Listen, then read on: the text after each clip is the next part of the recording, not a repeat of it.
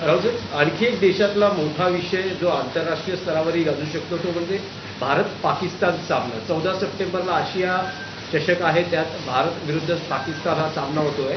आणि आज सामनामध्येही ज्या पद्धतीनं बातमी आलेली आहे, पंतप्रधान मोदींनी म्हटलं होतं की रक्त आणि पाणी हे एकत्र सिंधू जल नाही. पण आता अमित शहांचे पुत्र हे क्रिकेटचे सूत्रधार असल्यामुळे आणि त्याच्यामध्ये बिटिंगपासून चिटिंगपर्यंत सगळे खेळ असल्यामुळे पैशांचे क्रिकेट आणि रक्त हे मैदानावरती तुम्हाला एकत्र दिसेल. हे ढोंग आहे.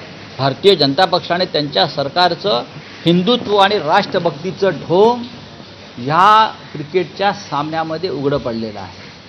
हे सामने जर महाराष्ट्रात किंवा देशात झाले असते तर आमच्या शिवसेनेनं ते उधळून लावले असते. बाळासाहेब ठाकरेंची भूमिका होती. हिंमत असेल तर महाराष्ट्रात देशामध्ये हे सामने घ्या, मग आम्ही तुम्हाला दाखवतो. तुमच्यात दम नाही आहे.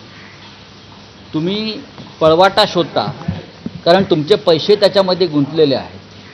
हा तुमची गुंतवणूक आहे, तुमचा जुगार त्याच्यामध्ये आहे.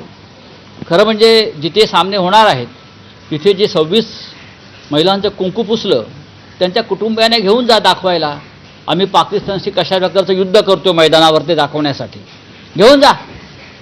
ज्या ऑपरेशन सिंदूरचं कौतुक काही महिला करत होत्या, ज्यांनी आपले पती गमावले, भाऊ गमावले, त्यांच्या भूमिका याच्यामध्ये येणं गरजेचं आहे.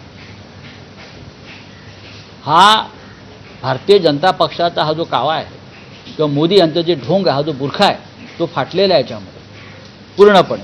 हे जर इतर कोणी केलं असतं